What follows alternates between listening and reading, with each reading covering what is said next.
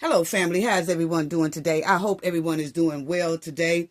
Let's talk about it, family. Tiffany returned back to Fulton County from an Illinois courtroom, playing in the Fulton County resident's face with a total bold, disrespectful attitude while wearing a pass me down outfit. Yes, is that what she's selling in her flop shop down there in Fulton County? Well, y'all know we got to talk about it, family. And I don't know what made Tiffany come to the South to just start confusion and start mess and start trouble. Unbelievable. And we also want to talk about the updates about Shanquella and Mahogany, and we will talk about other topics as well. Y'all already know what we got to do for the ones in the back.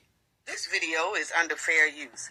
Copyright disclaimer under Section 107 of Copyrights Acts in 1976. Allowance is made for fair use for purposes such as criticism, comment, news reporting, teaching, scholarship, and research. Fair use is a use permitted by copyright statute that might otherwise be infringing. Non-profit, educational, and personal use tips the balance in favor of fair use. Yes, fair use. All rights and credits go directly to its rightful owner. This video is purely for fair use, opinion, and entertainment. Enjoy. And we also want to add that everything in this video is alleged. Yes. Salute, family. Salute, salute, salute. Salute to everyone. Salute to everyone. Appreciate y'all. Appreciate you. Yes. Okay. Let's talk about it, family. Salute to the replay gang. Salute to the moderators. Salute to everyone who leaves a comment in the comment section. It's so greatly appreciated. Thank you to our subscribers. Thank you all. Please hit the like button and the hype button if you see it. It is so greatly, greatly appreciated. I hope all the women in the Knowledge family and viewers had a wonderful Mother's Day yesterday. Yes, sending loves and hugs to you all as well. Let's talk about Mahogany, because Mahogany, also her mother, is doing a little event with kids. She has started like a little foundation that she help kids. And for the ones who don't know, Mahogany is from Birmingham, Alabama, and she got set up by 8 friends of hers, so-called friends of hers, and they got her in this apartment, and they did her real bad, and they deleted her, okay? And so they are still sitting in jail right now waiting on their trial, okay? Now, a lot of these here people are trying right today to act like they don't have it all upstairs, or they were slow, or they want to take a competency test, okay, to see how competent they are, and that some of them might have not, been in right minds and things like that. But we don't want to hear none of that, okay? They're going to be in there for the rest of their life. Basically, their trial hadn't came up yet, but you can already tell how Alabama has already put them up for the deletion penalty, okay? Y'all know what that is, okay? Yeah, so you ain't really getting up out of there. Now, Mahogany mother has been saying that she wants to help other kids to where other kids do not go down this path that her daughter went down with these here savages, okay? So as y'all see, this is what, when they had Mahogany, she did send, when they had her against her will in that apartment, she did get to send one last message to her mother, which was, "I have been kidnapped, send help. Don't call, just call the police and send help," okay? And then hours later, she was found deleted, and y'all see what it says down there, okay? Very sad situation. As y'all would see, Mahogany, these 8 savages here, they forced her to do unthinkable things to them, as y'all see on the screen, okay, here. And during the proceedings, they also recorded this whole incident. They thought it was cute. They thought it was funny, that they was doing her like this in front of the world on social media. What made them record this savage attack? I don't know. But they did it, okay? And they thought it was cute, And then you would have all 8 suspects in Mahogany Jackson case is now facing capital deletion charges, okay, in Alabama. Now, her mother said that she thinks about her daughter every day. Her mother is caring for Mahogany's young child as well. Now, as y'all would see, her mother did, just a couple of months ago, family, her mother did this big event, and she named it after Mahogany, and she's going to continue doing this to help others, okay? So as y'all will see, this week marks the 2 years since the, deletion of Mahogany Jackson, who was 20 years old. 8 people were charged in her deletion. Now her mother is working to ensure no other families endure the same tragedy, okay? So her mother has been really doing a lot out here, trying to basically hold on, let me see if I can get it.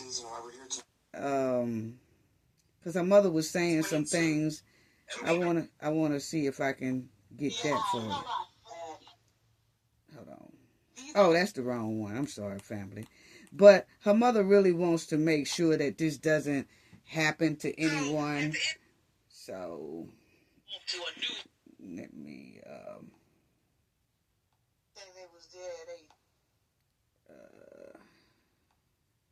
hold on, family. I'm trying to get, but that's that hen. But anyway, her mother is doing a nice gesture, to try to help other people. As y'all see, Mahogany Jackson mother, Gail, hosted a legacy and youth awareness event on Friday. She invited students from Smith Middle School, the same school Mahogany once attended. Okay, so that's what her mother basically been doing this time. And her mother is waiting on Mahogany's trial to start. Alabama is keeping it real hush-hush, family. They really are. They're keeping it hush-hush. They really don't want to tell the public when this trial is going to be, as if they don't want, like, a lot of outside media and things like that. But we will stay on top of the situation, okay? We would definitely do that. This is Mahogany's mother doing the event. Very nice event, may I add, These are the savages that has been going to court back and forth for their dirty actions. And also, family, they have been to court about 3 or 4 times. But their lawyers all are trying to say that they want them to have these tests to see how their minds is and things like that. But my thing is like this. If you was on social media and you talking fine, you doing savage behavior, you clearly know what you doing. They was laughing, they was talking about it, like this would happen when you mess with us and all this type of stuff right here. Then to me, they know exactly what they doing, but you're going to have some people that try to get out of trouble by saying, oh, I wasn't in my right mind when I did that. Oh, yeah, okay, yeah.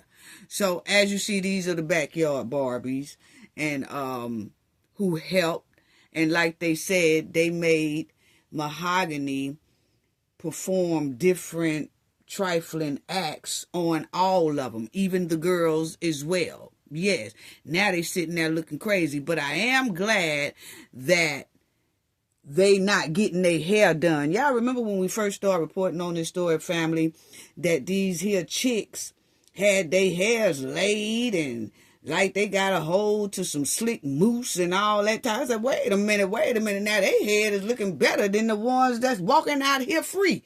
What's really going on? Well, now they don't get that type of hairstyle treatment, or either Big Susie and Big Betty in there done stop doing their hair, okay? Because they probably ain't got no more commissary money left to do their hair, okay? Basically, that's what it's giving. But these are the kids that her mother is now helping, part of the Mahogany so-called like foundation, and it's at the school that Mahogany did attend, okay? So that's a very nice thing to know. This guy here, he lost his child as well to violence on the streets. So I just wanted to give y'all that update that they are still working on Mahogany Jackson's trial, but it's like they're trying to do it separately. That's a lot of the holdup, is because they wanted to try them all together, but then you have some that wants to be tried differently from the other ones. Most likely they are telling on others, and so they want to have their trial separate from the others, and it's 8 of them. You see what I'm saying? So we will keep our eyes on that as well, on that situation. So those are the 8 backyard Barbies and Kens on top, and then of course y'all know about Shanquella. Okay, the trifling cowboy 6 at the bottom, who we will talk about in a few minutes. Y'all, I'm sending loves and hugs to y'all. Y'all please hit that hype button and like button. It's greatly appreciated. Now, for Shanquella, let's talk about this update here, because you have the Cowboy 6 family that are still saying that they want the case to be dropped. You know, the case have been taken out of the federal court, and the judge placed it back into the state's hand, which Shanquella's case was originally in state hands when this first went down, okay? And then there was 2 DOJs in North Carolina who took this case out of the state's hand and put it into the federal hands. And as y'all know, we talked about those 2 black female DOJs who took this case out of the state hand and put it into the federal hand, because I showed some people where one of those DOJ black female, have some type of connection and relative that is connected to Khalil Cook, okay? Which is this one right here, okay? So we did that. Go back and look at it. But Khalil Cook and one of those DOJs, Sandra Harris, they have relatives that are connected to each other, okay? And then it seems like once the case was in the federal hands with these 2 DOJ ladies, that Shanquella case just stalled.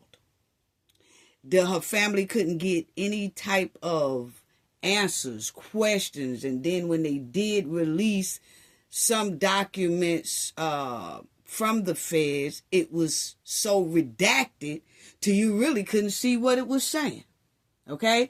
So now that the case, the lawsuit that Shanquella mother put down on the federal government in North Carolina and the Cowboy 6, the federal portion of it has been dismissed. So that just leaves the Cowboy 6. So that federal judge moved the case back into state court, because it really has no jurisdiction to be in the federal court anymore, because the case against the federal government has been dropped. So he put it back in the state's hand. Now that it is back into the state's hand, which Shanquella family and representatives and stuff wanted it to stay in the state's hand from the beginning. They never did want it to go to the federal court, but the federal DOJ snatched it anyway. Okay, so now that it's back into the state's hand, You have the Cowboy Six are now saying, we don't even want the state to deal with it. We want her case, this lawsuit, to be dropped altogether. Damn her family. Basically, that's what the Cowboy Six are saying, okay? And they are trying hard, family, right now to get the case dropped out of the state court. Yes. These trifling six. So as y'all would see, that when the decision was made to put it back into state court, the defendants have denied wrongdoing and several have sought dismissal. So they don't want this at all, Cowboy Six. They have fought so hard and still are fighting to dismiss this case out of the state. And they are arguing the case belongs in Mexico rather than in North Carolina. So they are still trying to stop the family from getting justice for Shanquella Robinson. And as y'all would see right here, it says that a motion from one of the main defendants, which is Fish Stick Mahogany Jackson, okay? She is saying she wants the lawsuit dropped and she is challenging the legal proceedings.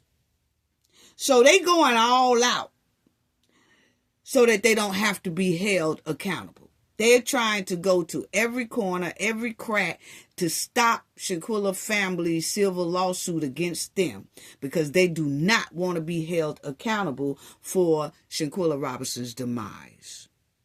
Wow.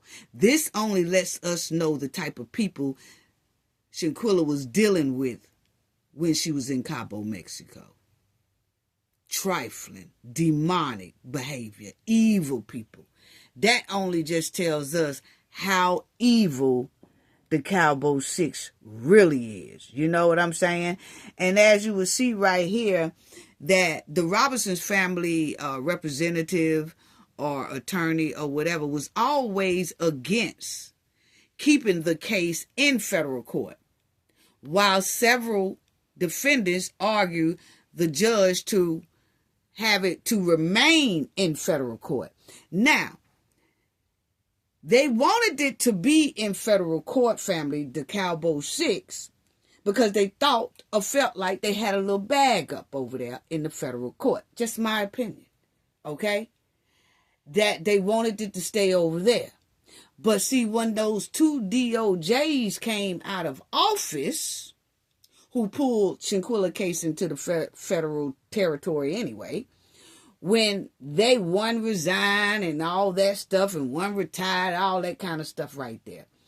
When they came out of there, now they're not there anymore. So then the feds now say, hey, we're moving this back into state court and we're going to drop charges against the federal court, okay? But the Cowboy Six didn't want it to go to state court because that's where it was at first. And the heat was heating up on Cowboy Six when this case was in state court.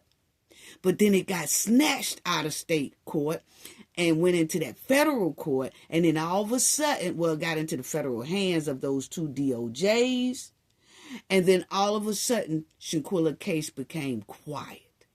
But when it was inside of that state territory, Shanquella case was loud. Okay? Well, now that it's back into the state's hand, Cowboy Six is shaking in their boots, and they do not want this case to continue in the state court. Now, they are saying that Shanquella case is being prepared in state court. Okay? So, check it out. Okay? As it moved into the court, you would see that the Silver case is currently being prepared for trial in Mecklenburg State Court. Okay? As y'all will see right here, 2026 transition. It has right here that the Silver case is currently being prepared for trial in Mecklenburg County Superior Court. Okay? And so you have the Cowboy 6, and they were saying that then in January, and then they are still saying it now that the case is being prepared. Okay? So they were saying that January 2026. Now you're in May, 4 months later. But they are saying that Shanquella case is on the verge now of being prepared for the state court. Okay, so hopefully that is true. Well, the Cowboy 6 and several defendants, including Elise Hyatt, Winter Donovan, continue to argue for the case to be dismissed. Okay, and they do not want it, family. They do not want it. As you will see, that Mahogany Jackson, as early as 2026, she's also saying, nah, I don't want this case to continue on in state court. And besides, what I did was self-defense, okay? She's saying self-defense and arguing that Shanquella Robinson assumed the risk of the attack or fight through her own actions. So she is actually blaming Shanquella Robinson for her own demise and that she didn't have anything to do with it, even though we all saw the video. Okay, then you got Mahogany Jackson, who identifies as Amonte Green. You know what I'm saying? She has a warrant in Mexico right now for her arrest. So if she try to go to Mexico or anything like that, they gonna get her. So she ain't going that way at all. Okay? Khalil Cook, who was supposed to be Shanquella's best friend, he has also said he wants this case dismissed. Okay? And he was one of the ones who brought Shanquella belongings back from Mexico, took it to her mother's house after they know what they did to Shanquella in Mexico. He goes to her house, her mother's house, and tell her mother that lie about, oh, she passed of alcohol poison. But then the videotape came out, the video of the incident, and we all saw that that was a lie. Okay, so you have Malik Dyer, Elise Hyatt, and Nazir, okay, all said that they want this case dropped, okay, and they said the remaining members of the Cowboy 6, they left Mexico before the investigation concluded and have generally refused to speak to the Robinson family. Okay, so as y'all will see right there, a little bit more and more is coming out, because as y'all see that it says that the Cowboy 6 left Mexico before an investigation was complete. Okay, now y'all do remember when the Cowboy 6 did, when they deleted Shanquella and all that, and the paramedics came and all that stuff, the Cowboy 6 told the concierge and everybody, hey, we're going to go to dinner and we'll be right back. See? So they did lie to the people in Mexico to flee Mexico, because the people thought they was coming right back. Well, those people at the villa and the police and everybody who was there, they couldn't say, oh no, y'all can't go eat. And then they didn't really arrest them either, because they were still trying to figure out, this woman got marks and stuff on her, but y'all are saying that she passed of alcohol poisoning, and then y'all are refusing for her to go to the hospital. Well, at that time, that same day, they really couldn't say that the Cowboy 6 was responsible because the video hadn't came out yet. So they was asking them questions and things, and they were saying, okay, we're going to be back in the morning or whatever, because we need to ask some more questions, okay? And so that's when the Cowboy 6 said, hey, we finna go to dinner and we'll be back. And so that's what the concierge and everybody thought, that the Cowboy Six was getting ready to go to dinner and come back to the villa. But they didn't. They just left and fled and got on the first flight and took out and came back to United States soil. So they left before an investigation could really be over. Okay? And so that's a lot of reason why you got some of the Cowboy Six are saying they want the case to go back to Mexico, which they lying. They don't want to go back to Mexico, because if they did, they would have never fled from Mexico, okay? But then Dejanay, who has a warrant in Mexico, she ain't never said, let's take this case back to Mexico, because she knows as soon as she stepped foot in Mexico, she's gone. Okay? They're going to arrest her. So only thing she just keeps saying is drop the case out of North Carolina. But it's quite strange that her homies, the other 5, are trying to take the thing back to Mexico, where they know she is wanted. They know Dejanay is wanted in Mexico, but guess what? Those 5 don't give a damn. They keep saying, hey, send the case back to Mexico and let Mexico do it. Well, even though they send it back to Mexico and let Mexico handle the trial, the Cowboy Six really don't have to go to the trial because they are United States citizens. They don't have to go there. They don't have to go. You see what I'm saying? So, anyway, family, they say that Shanquella case is being prepared in state court. So, we hope to hear something more about them preparing for this here trial for Shanquella's civil lawsuit that her parents put down. So we will keep an eye on that. But they are saying that they are preparing for trial. So, I mean, I'm so glad to hear that. I mean, that's better than not hearing any news at all.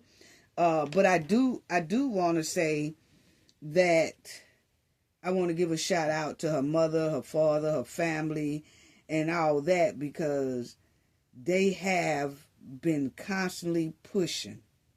They have refused to stop fighting for Shanquella Robinson's justice against those Cowboy Six. They will not let Shanquella's memory fade, and that's awesome. And she got supporters out here. Hats off to all of Shanquella Robinson's supporters. I'm talking about all the content creators that have supported Shanquella's story and pushed her story out. Is just amazing. Hats off to everybody, because here it is, damn near, 4 years later? It'll be 4 years in October 2026.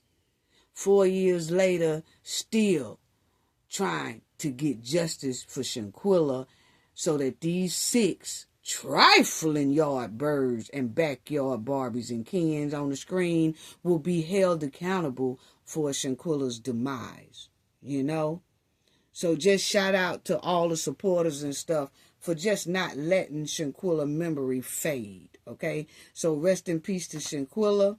We all hope to hear something about a trial date coming up soon about this civil suit against the Cowboy Six. We really are waiting to hear that, because it's well overdue, past due, for her to get her justice. Most definitely. Most definitely. Rest in peace, baby girl, and everybody's going to keep on trying. Okay? Now, y'all remember when we talked about this right here? I'm going to just go through this right quick. But y'all remember when we talked about how the Minnesota fraud was? We've been talking about this for a long time now, about the Minnesota fraud.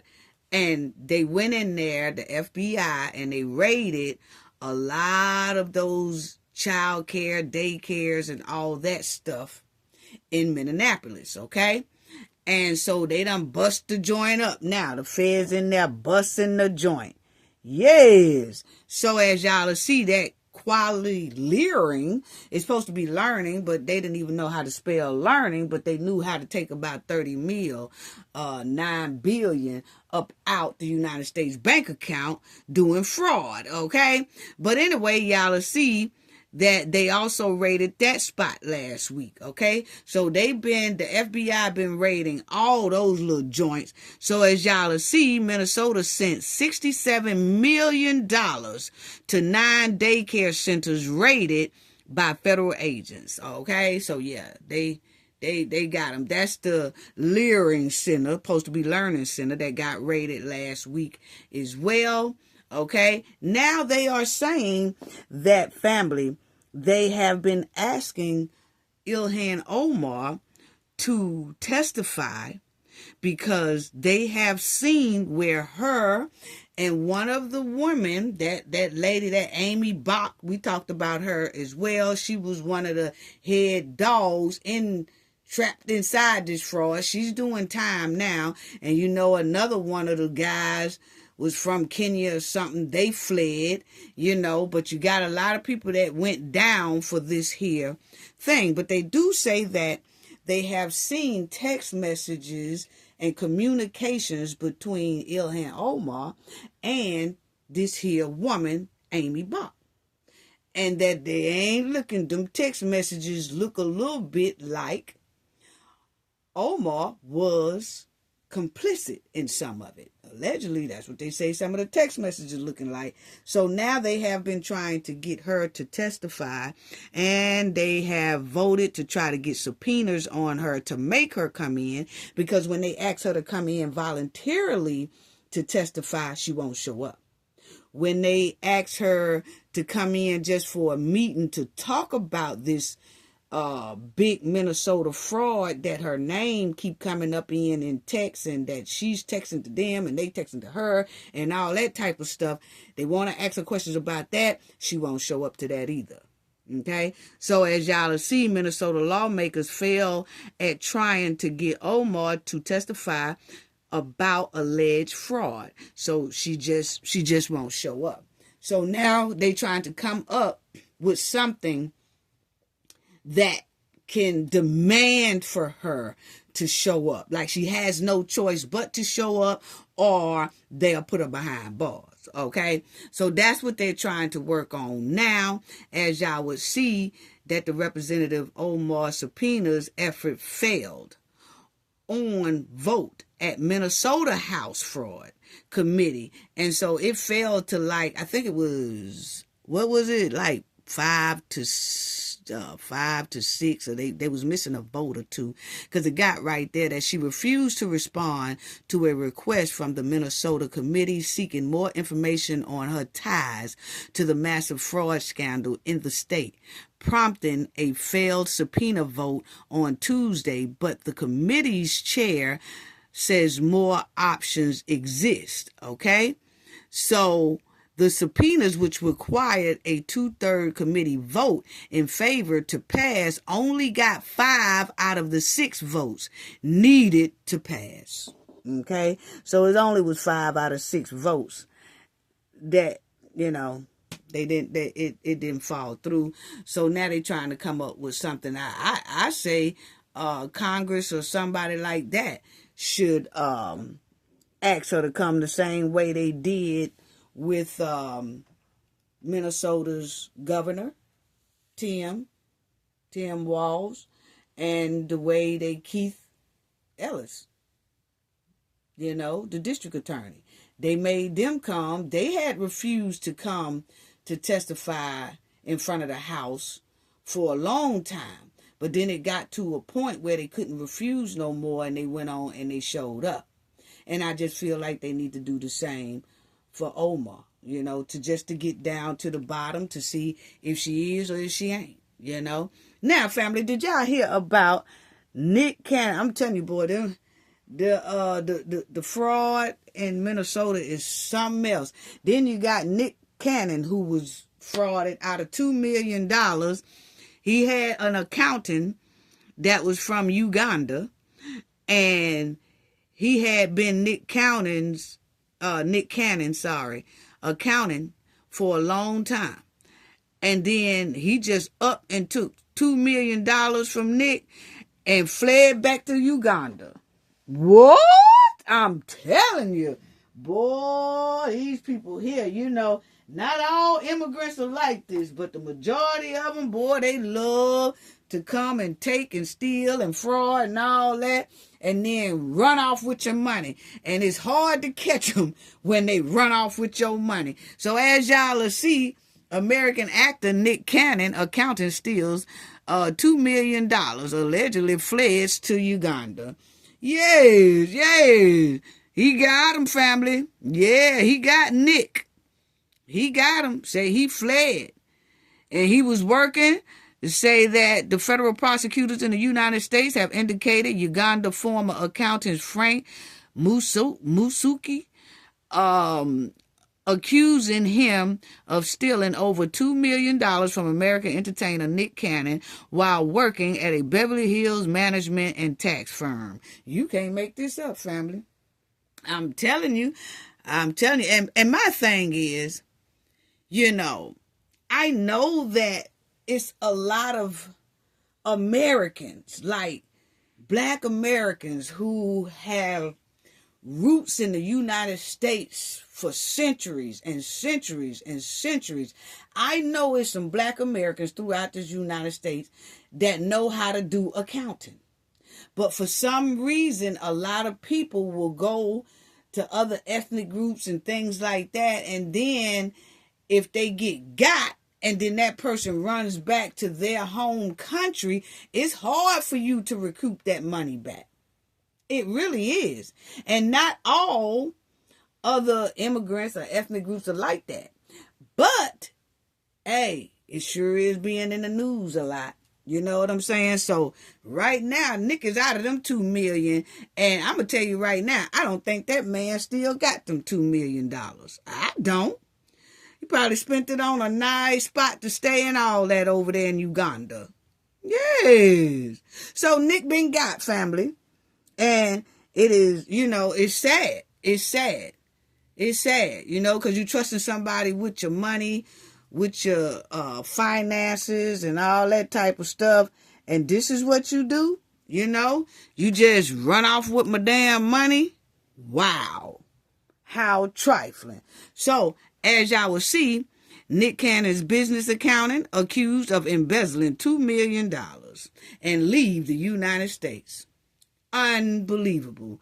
So now they do say that Nick Cannon, it do say if convicted, that his accountant will face up to 20 years in federal prison for each wire fraud charge and up to 5 years for each tax evasion count. Okay? So that's what they say, if they catch him. Okay, now, not only was Nick duped, okay, here you go with Cardi B, man, okay? Yeah, Stefan Diggs, he almost got duped too. Yeah, I'm telling you. Family, unbelievable, okay? So, check this out. Stefan Diggs is he's very, very well-known NFL player, plays football very, very well, okay? But now he's a free agent. He doesn't belong to a team, but his last team was the New Orleans Patriots, okay? I mean, not New Orleans, New England Patriots, okay? And he's a free agent now. And a lot of that has to do with this here case that was going against him, that his chef that was living with him right here said that one night Stefan had, put his hands around her neck and, pushing on the bed and, putting his hands all on her in her face and all that stuff, okay? So when that news came out and she dropped a lawsuit on Stefan Diggs, this is his chef now, even though they said she basically didn't cook nothing but hot dogs, okay? A hot mess. What hot dogs? They eating that up the street. And you mean to tell me this $60 million man, she fixing hot dogs for? Is that even good for the athlete system? I'm just asking a question. Anyway, family, she done dropped the lawsuit talking about Stefan Diggs did all this and did all that, okay? Now, my thing is, you mean to tell me that Stefan Diggs was so BBL hypnotized, he couldn't detect this train wreck? Huh? He couldn't detect this train wreck. Boy, my mouth is... Anyway, family, Stefan Diggs, was he so BBL hypnotized that he couldn't detect this train wreck? He could have detected this like 2 days or a week, I say a month into meeting this here chick. That's how I feel. You know what I'm saying? Because we spotted this train wreck within 30 minutes of her being on the stand. She was a whole complete train wreck waiting to happen. That's what it was given when she was on the stand. Now, on the other hand, the flip side, Stefon is basically a train wreck himself waiting to happen. The way he do things, okay? Just looking at how he rolled, he's bound to run into a train wreck. And that's just on his own, without any help from this here toxic crab. Okay? Now, she was rude, she was disrespectful, had poor people skills, poor manners, just terrible on the stand. And you're not going to tell me that Diggs didn't most likely see this too, within doggone a month of meeting this chick. Because people give you signs that they toxic. They give you signs. You just give them about a month. They're going to show you something that you're going to be like, I don't know. But because you're looking at the booty, you just throw all that away. And then you get flipped and tripped up. You know what I'm saying? Unbelievable. I don't understand that. How do you gamble the bag over booty? I just don't get it. How you fumble the bag over booty? Because that's exactly where it looked like it's headed. Didn't get it this time. But if he keep moving like he moving, somebody gonna most likely hit the jackpot. Unbelievable. You can't make this up. Now, Stefon, not only before this case came up, he also was involved last year, and he was on a yacht with his girl, Cardi B. And while they was on this yacht, then you would see that it was some questionable things going on that yacht, okay? Now, this is another thing that you say, hey, bro, you got to be careful, because if you don't, they going to get you, okay? You got to be careful. Now, on this right here, you will see that he's having a yacht party. And the sad part is, man, it's a bunch of women on this yacht. This was last year sometime. And what happened was they pulled out some pink substance. And then somebody leaked the video. Okay? So somebody gonna leak the video and show what they was doing on this here yacht. And as you will see, they got the circle Cardi B was dancing. But you'll see these young ladies, see that little substance there. Don't nobody know what it is, okay? Don't nobody know what was in that pack. But it's a pink something. And it went all over the internet. Now, when it went all over the internet, he got a little reprimand by the NFL. This was last year. That should have told him to chill out. Chill out. Just chill out. You know, when this came out, he should have been reevaluating his so-called staff chef chick that dropped the lawsuit on him. Okay, you have to start evaluating everybody around you when something like this is leaked out. that could have almost cost you that $60 million bag, okay? You really do. You got to start reevaluating everybody. Now, then you go to old Chick. You go to Chick. So he got just a reprimand off this one, which it almost could have cost him his contract with the NFL. But it didn't. They just talked to him and all that, right? Now, you would see where the Chick files a lawsuit this year against him, or last year against him, and it goes to court, okay? And so then when she files this, he gets released. Because, remind you, they just had this big thing about this stuff on this yacht he was doing. And then you got this chick here doing this. So this is how she act on the stand. To the Dedham police, right? It was a voicemail. This is her last week on the stand. Just straight rude. You told Steph's girlfriend on January 1st, 2026. I don't understand the question. I'm sorry. I haven't finished my question. When you told Steph's girlfriend on January 1st, 2026, in a written text message, I didn't say that. You were referring to the statements that were reported in the press that you gave to the Dedham Police Department, correct? I don't understand your question. Did you or did you not write those words? I don't understand your question. Without further explaining. You can't testify under oath to this jury what you meant by the words you wrote to Steph's girlfriend on January... Now, this toxic chick right here did nothing but stink up the joint in court, okay?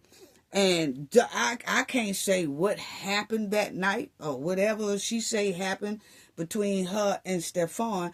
Only thing I know is that she stunk up the joint so bad till the jury said he's not guilty.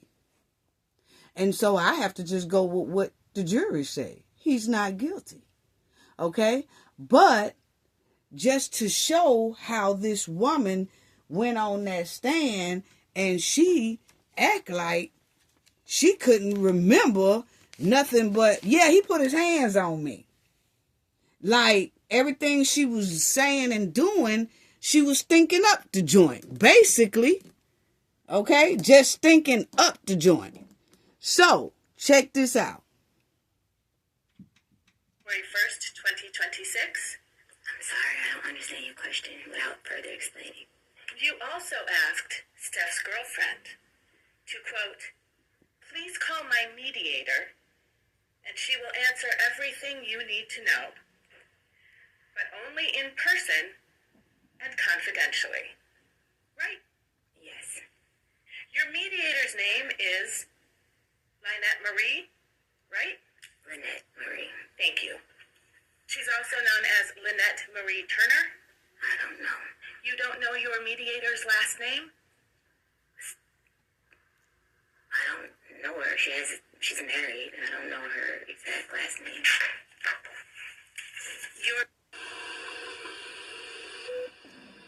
Now, they went to like a little closed session and talking while she's there on the stand. But my thing is, young adults, adult males, females, everybody, who need to hear this.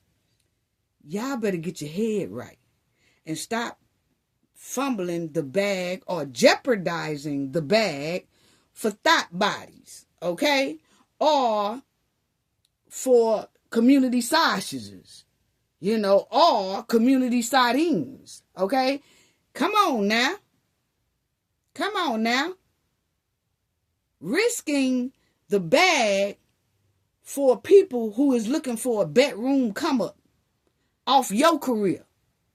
Come on now. That go to females and males. A female and a male show trifling signs early on when you first meet them. They do. You just got to give it some time. You got to give it about a month. It might take 2 months, but you're going to see some trifling signs. They're going to show you some trifling signs early in the game. You just have to pay attention and run like hell when you see them trifling signs. Ain't going to take no more than about a month, 28 days, 30 days. You'll spot it. But you can't ignore it. This right here was straight something. Check it out.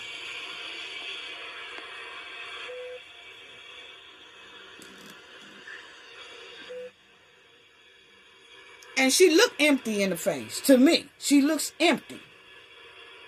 She looks empty.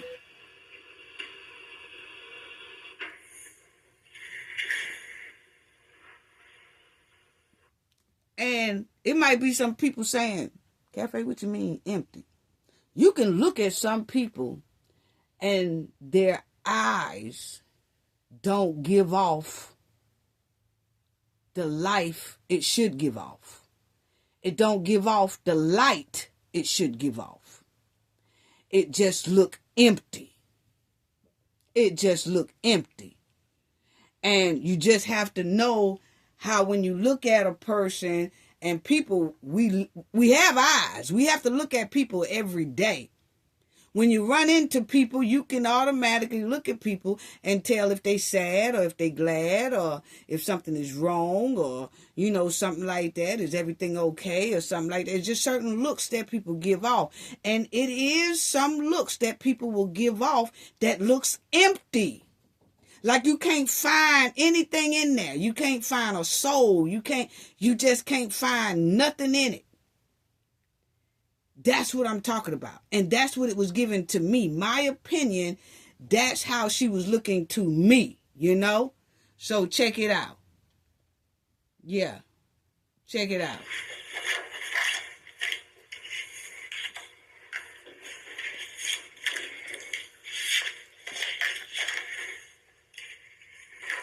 Your mediator, Lynette Marie,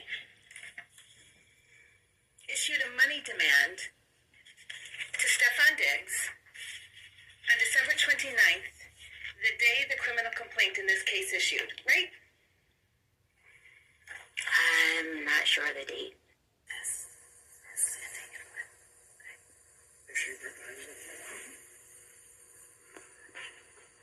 Do you recognize this email from L. Marie on December 29, 2025 to Stefan Diggs and a number of other people? No, I don't recognize it. You've never seen this money demand before? I seen the money demand after that's it. I don't recognize the email. Now, see, she made a money demand. And when the lady, she said, I don't remember making no money demand. Then when the lady said, okay, I'll show you. Here, go right here. Then she said, I ain't never seen that before. And then the lady said, so you ain't never seen your own money demand? Oh, yeah, I seen it after the fact. What? Okay. Proceed. Is that your mediator made a money demand on December 29th for money for you from Mr. Diggs. Money for past wages. The same day the criminal complaint in this case issued, and you didn't see it? I can't answer that question. I'm sorry? I can't answer that question without explaining further. You can't answer that question under oath. Without explaining. Your mediator demanded $19,000 on that date, didn't she? For wages owed, yes.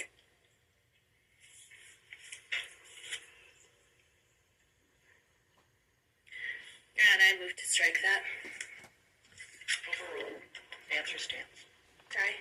Answer stands. Thank you, Anna. You've made another money demand in this case, haven't you?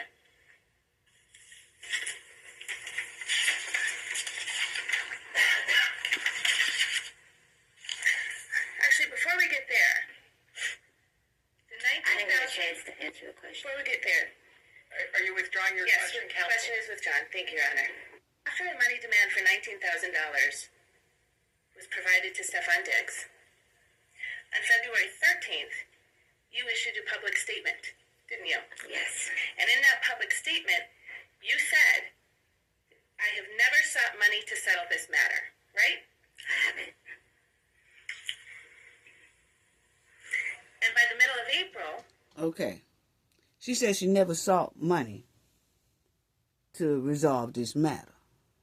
But then yet we see a $19,000 money demand. Then she said, oh, yeah, I do remember that. That was after the fact. What?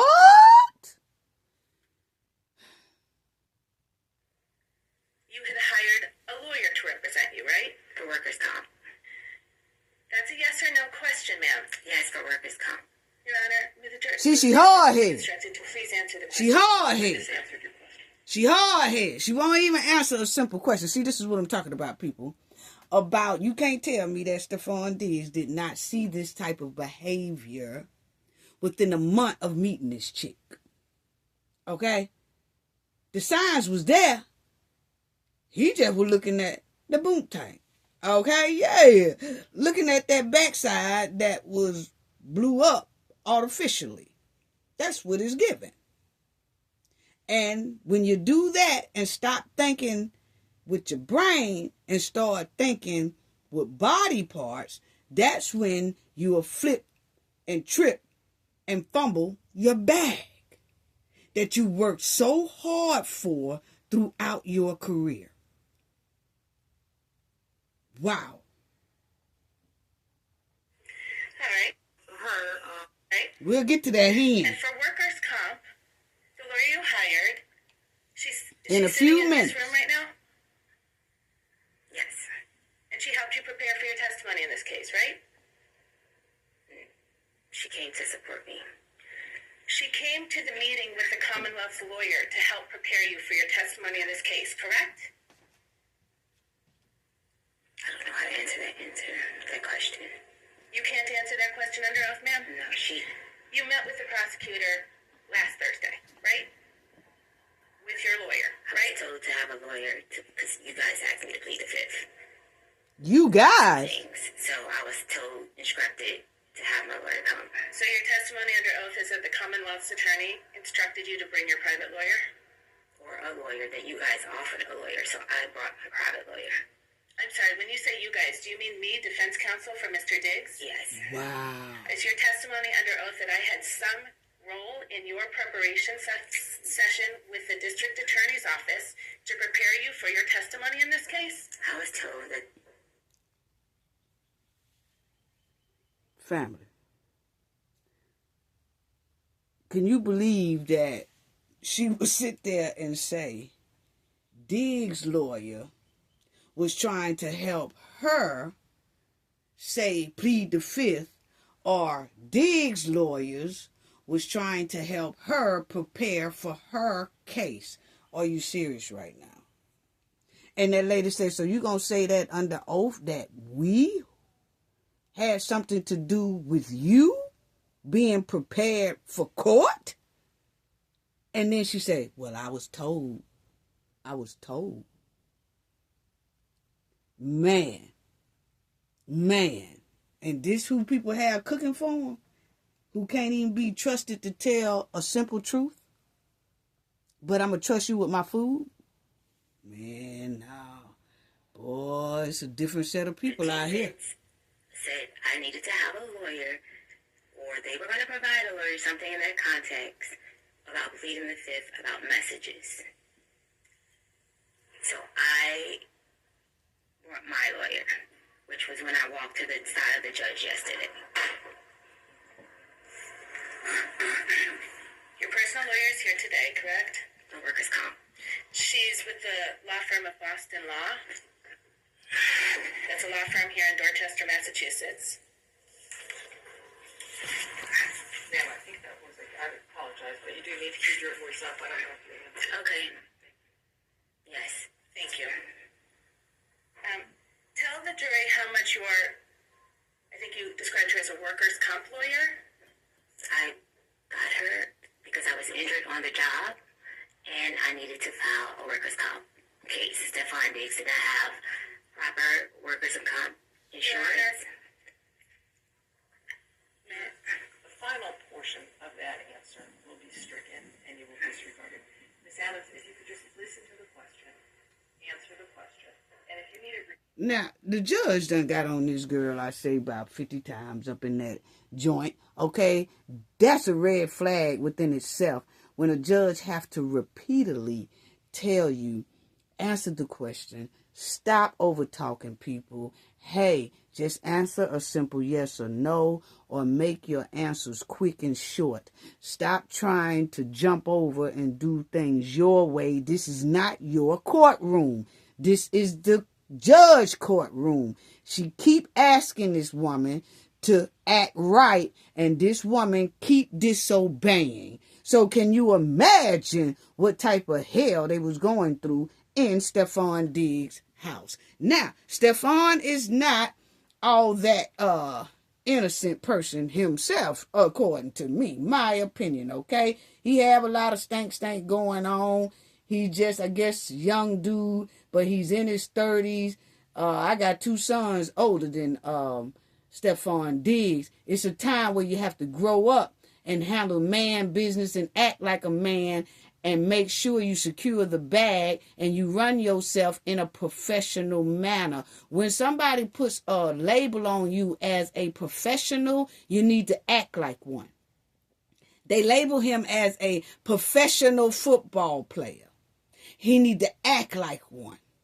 He need to act like a professional. See, that's when you have to let everything else go. All this here stank, stupid stuff, all this stuff, you have to let it go. Wow. Okay, thank you, Honor. Your Honor. 3 weeks ago, your lawyer demanded $5.5 million from Mr. Diggs, didn't he? Okay, so now you hear that she asked for 19 mil, and then that didn't work. And then a couple of weeks ago, she asked for 5.5 mil. Okay, that didn't work. Okay, so here we are. Diggs offered me $100,000 to recant my statement. That is a So that is the only. Can you be heard by Now, when she got tripped up with that, because she didn't want to say, yeah, she requested for the $5.5 million a couple of weeks ago. Then she going to say, well, he offered me, talking about Mr. Diggs, offered me $100 million to recant my testimony. Well, sister, it looked like you should have took them 100.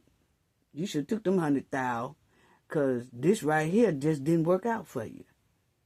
I guess she thought that she could pull it off in court, and she stunk up the joint miserably.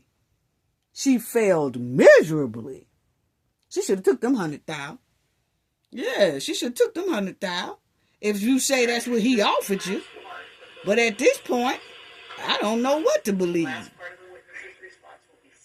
To have a lawyer, or they were going to provide a lawyer something in that context about pleading. Check out to say that Diggs told her that he'll give her $100,000 just to recant her statement. Well, then you should have took that, sister, because you stunk up the joint. Here today, correct? The workers' comp. She's with the law firm of Boston Law. That's a law firm here in Dorchester, Massachusetts. Ma'am, I think that was it. I apologize, but you do need to keep your voice up. I don't know if you answered. Okay. Yes. Thank you. Tell the jury how much you are. See, she looked empty. You described her as a workers' comp lawyer. I got hurt because I was injured on the job, and I needed to file a workers' comp case. Stefan Diggs did not have proper workers' comp insurance. The final portion of that answer will be stricken, and you will disregard it. Ms. Adams, if you could just listen to the question, answer the question, and if you need it rephrased, counsel will certainly rephrase it for you. Okay. Thank you, Your Honor. Your Honor. 3 weeks ago, your lawyer demanded $5.5 million from Mr. Diggs, didn't he? Mr. Diggs offered me $100,000 to recant my statement. That is a So yes. that is the only. Can you be heard by please? That's right. Your last part of the lyrics was yes.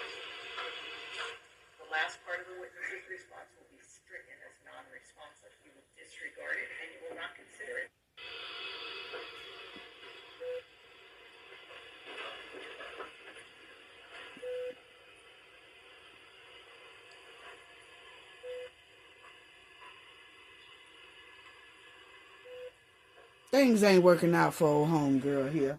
Point blank period, okay? She got up there stinking up the joint, basically. Of what you say happened on December 2nd. True?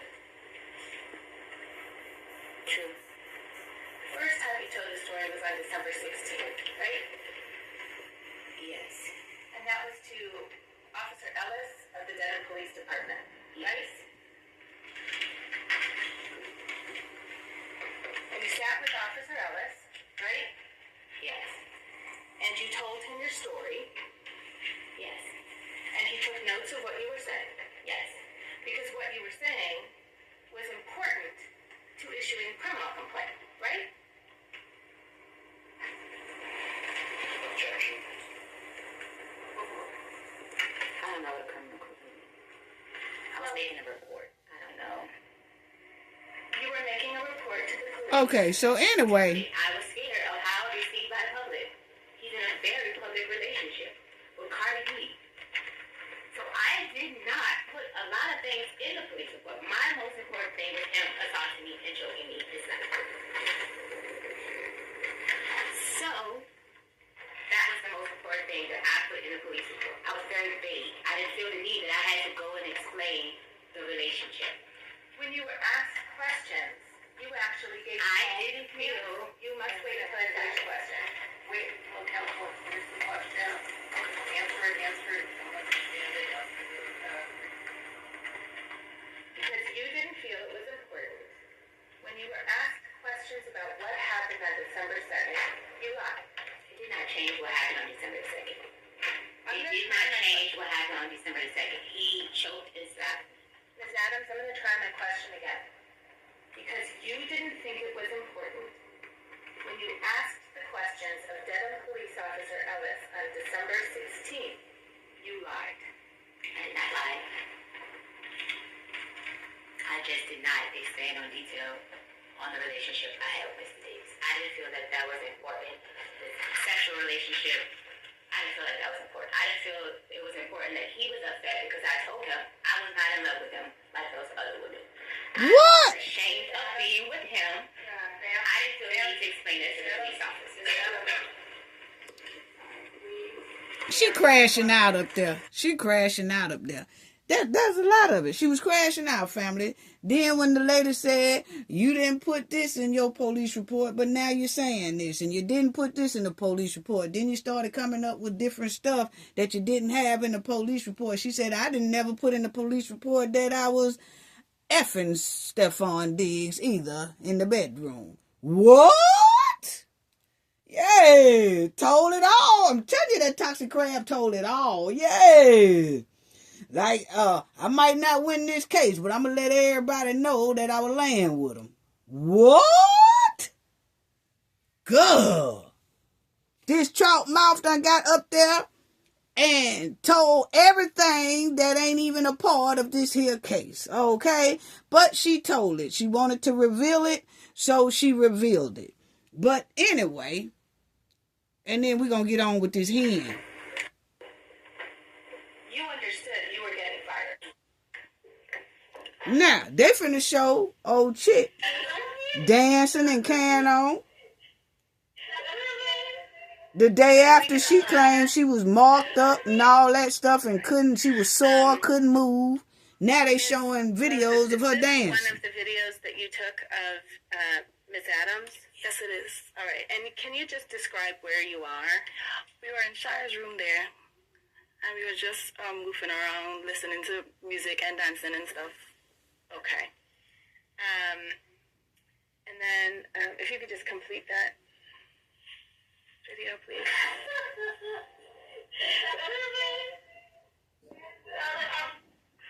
All right, and then, Mr. Kettlewell, if you could play Exhibit 9, please.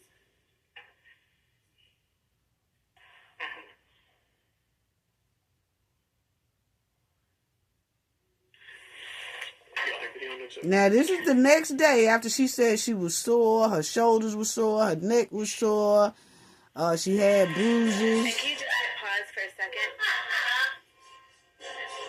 Thank you. Is this the other video that you took of Ms. Adams? Yes, it is. And that was on that trip in New York? Yes, it is. Between So, as y'all see, and why can't you She stunk up the joint.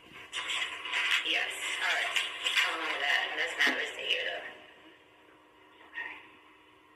And meanwhile, you're also having a text exchange with Sunny about Steph in the white bench, right? Yes. Objection, Your Honor.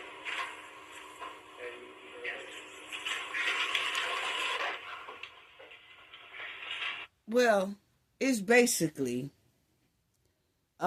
she stunk up the joint. She lost her case. Stefan Diggs was found innocent. Okay? Point blank, period. Okay, now, it's given that Stefan's main priority in life is partying and blow up backsides, okay? Which could lead to a spiraling downfall, okay? Now, Cardi B is worth $80 million. Stefon was worth $60 million, okay? You have to love yourself in order to protect yourself.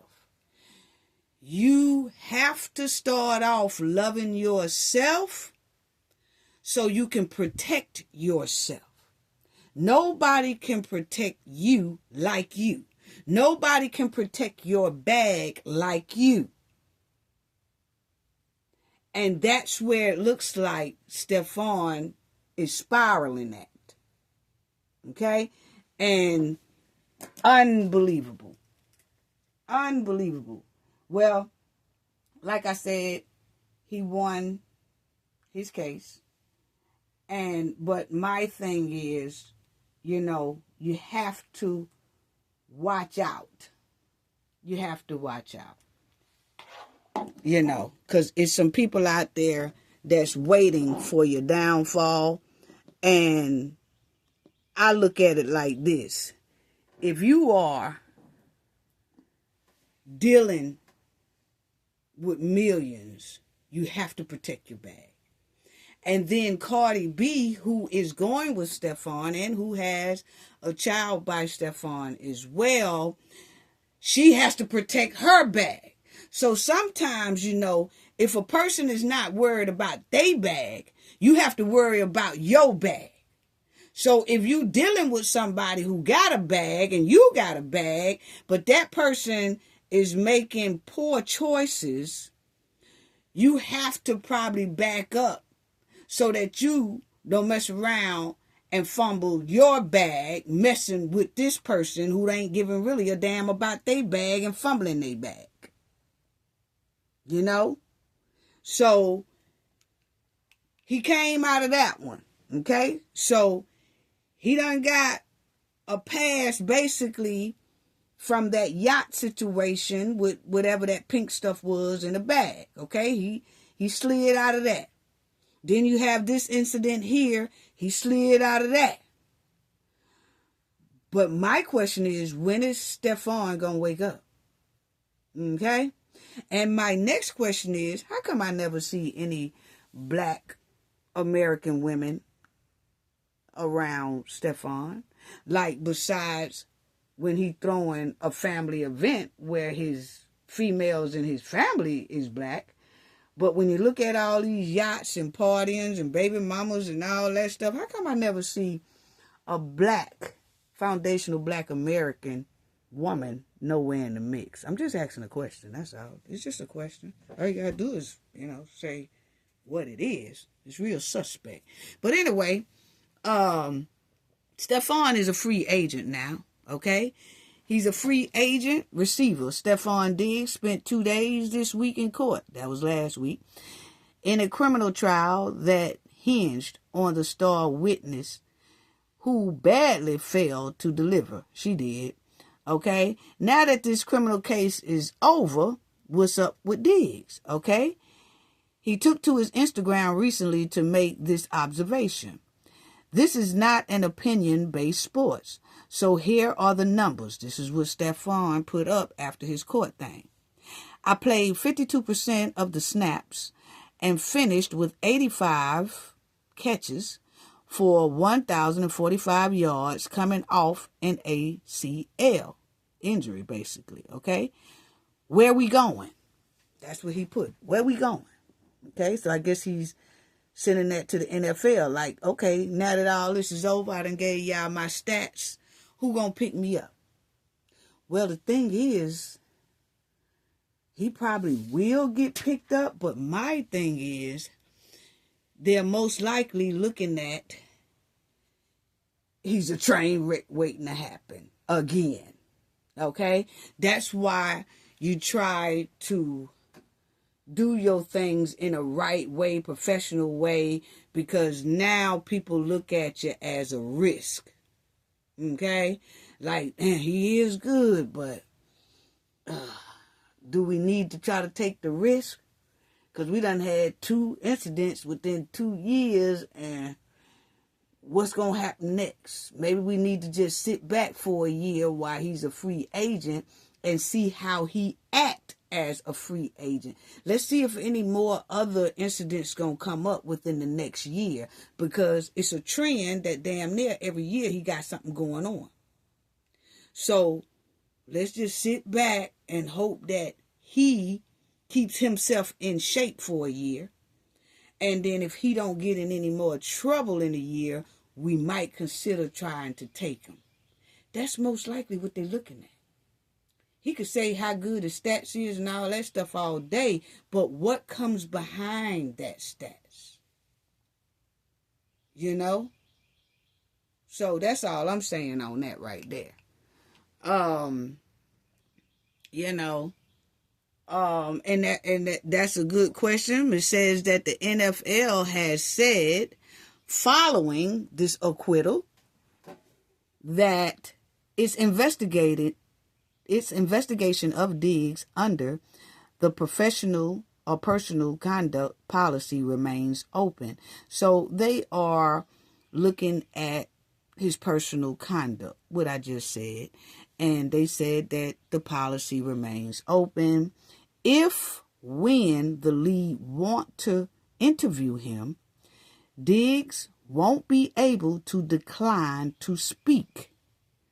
The outcome could complicate his availability, you know what I'm saying, to come back into the NFL. Well, what they're saying here is during his court proceedings, he declined to go up on the stand for himself. Okay? So what the NFL is saying, okay, he declined to speak in court.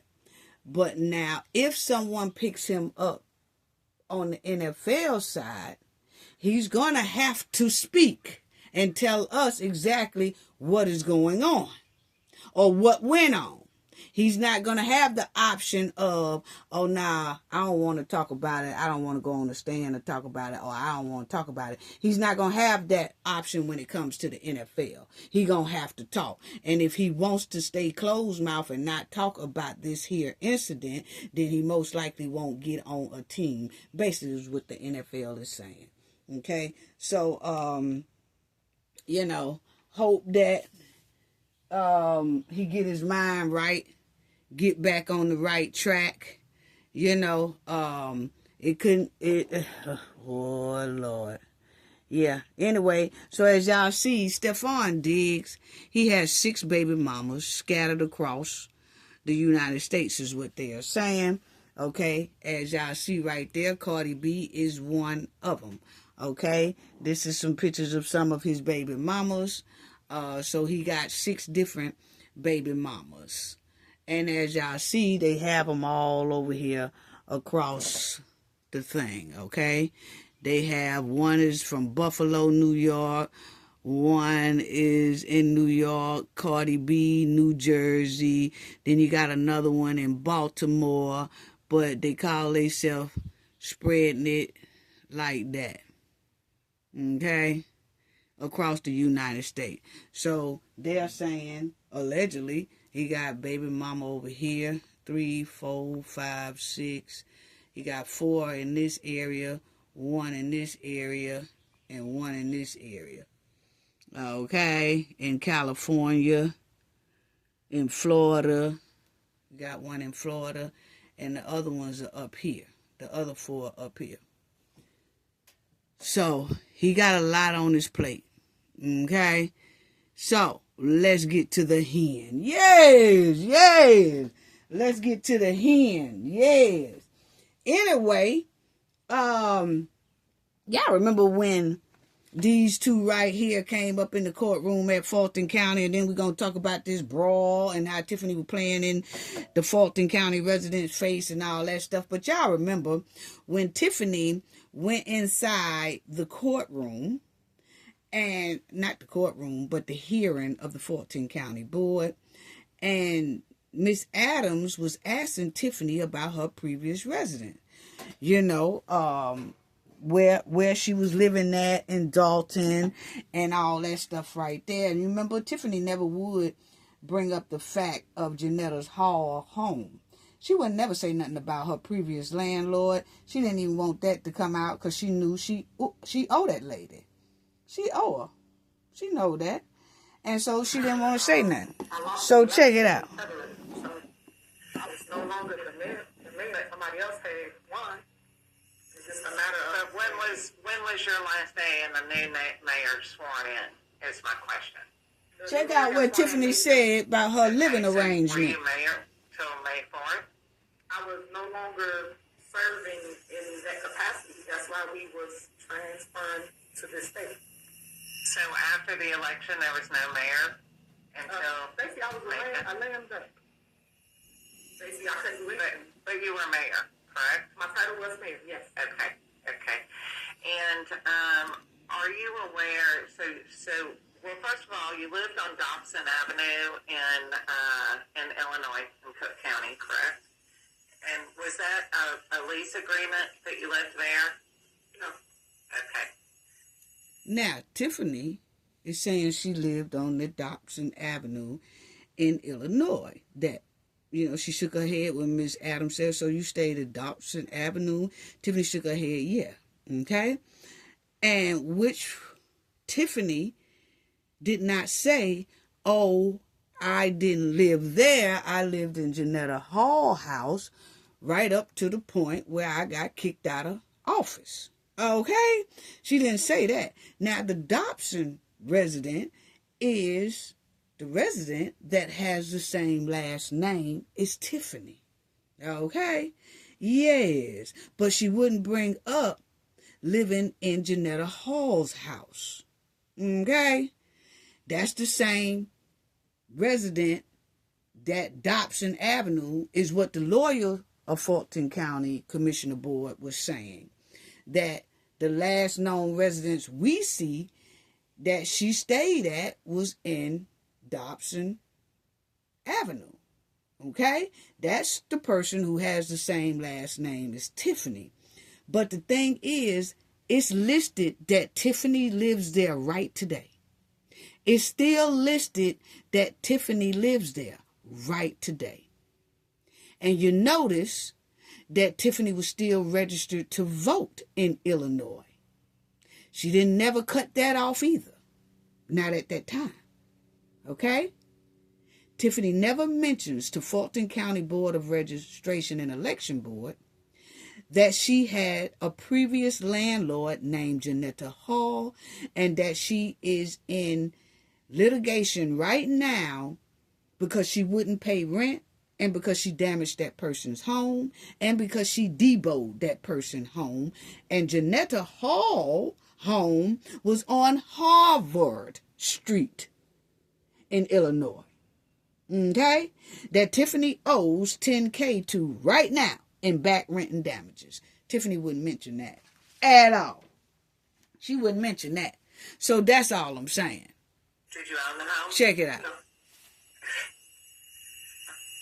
How did you live there? And was that a lease agreement that you lived there? Talking about the Dobson Avenue. Okay. Did you own the home? No. How did you live there? I live there. Everybody know my story. I'm not here for Ma'am, I don't know your story. As it relates to addresses, but everybody know where I live. I'm a public figure, was a public figure, and therefore people know. Y'all see how Tiffany tried her hardest not to tell that woman the truth, that she actually was in Janetta Hall's home. and that she actually is going through court proceedings about $10,000 that she owes her previous landlord. I'm just saying how trifling this hen is. But currently, I live here in Fulton County. Yeah, you see how she switched that, family? Uh-huh. Now, let me jump back to Tiffany, because Tiffany was in the parking lot. Remember, we talked about that in the last video, about how Tiffany was in that parking lot lying about she basically had a victory in court when really it was not no victory. Okay? Tiffany just got the landlord's case postponed that she owes Janetta the $10K. She just got that postponed. It wasn't no victory at all, like she played in everybody's face and said. See, that's how you know Tiffany off upstairs, because she was in that parking lot spinning around, laughing on her social media, and she was just making up lies, trying to convince her followers that she had a victory in court when she really didn't. She was just lying. Tiffany will lie to her followers so quick because most of them are most likely liars too. See, when you have somebody of Tiffany character who does criminal behavior, who display demonic and evil behavior towards others, and people just love that person and all that, it's most likely because those people are like that too. I'm sorry, okay? Liars and criminals, they love to see and hear each other get over on somebody else. They love to take advantage of others. They love to take advantage of innocent people. That's why it be people on her social media. Yeah, girl, we so glad for you. That's her. That's her. She doing the damn thing. They cheering on criminal behavior. So when people cheer on criminal behavior, it's most likely because they're like that too. And so they don't see anything wrong with it because they get over on other people as well. They get over on innocent people as well. So it don't bother them. They glad. They happy for Tiffany for getting over on another one. Yeah, she got over on another one. She dogged another person. She treated another person evil. There you go.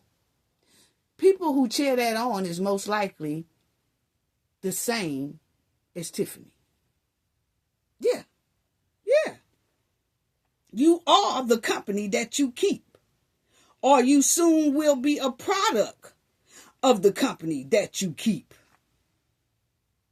If the company you are keeping and praising is toxic, filled with criminal behavior, you mostly just like that person. Point blank, period. So, check out how Tiffany was in that parking lot playing in everybody's face. Just playing in their face. Just playing in everybody's face. The people's super mayor, a.k.a. the new commissioner of Fulton County, y'all claiming that. But I just want to get on here and talk to you guys because we just had court today, and the court was always successful as always. I want to just give y'all some facts to what's going on. So, don't y'all know how the fake news, that's why I call them fake news, went on the news and wrote that I had a $10,000 judgment against me? $10,000 judgment against me, right? Guess what? That's what they didn't tell y'all. It got vacated.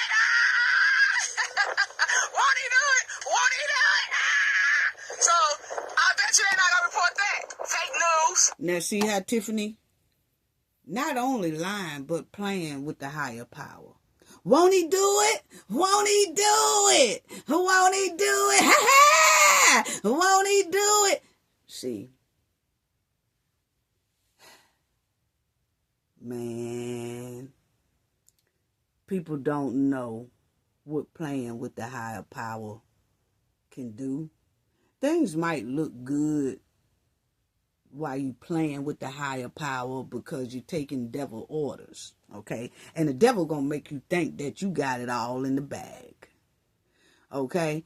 But in all reality, that devil's setting you up for the fall. Yes, okay? So as Tiffany was sitting up there lying and throwing the higher power inside of her statement while she makes another individual suffer, while she stops an individual for getting her justice, while she's doing all that in the parking lot, that's going to come back and get her. Yeah. See, that's something that you don't do. And then you mix the higher power in it like it was the higher power's duty and job and outcome that Janetta is suffering. That Janetta is out of 10K.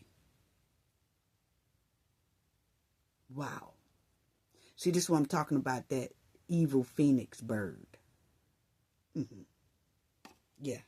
But check it out as she laughs, as she continued to put her landlord in hardship, as she continued to put her landlord in financial jeopardy. Listen how she laughed. Wow. So I just wanted to tell y'all that, jump on here real quick and tell y'all that the $10,000 judgment got vacated in court, just so you know how it worked, right? So we had court scheduled and we didn't show up to the court, and she received a default judgment. Default judgment, for those that don't understand what a default judgment is. When the other party don't show up to court, the party that's there, it goes in their favor. The judge only gives it to that. Okay, you see how she just lied? She just told y'all that the fake news said she owed 10K, and really she didn't owe no 10K.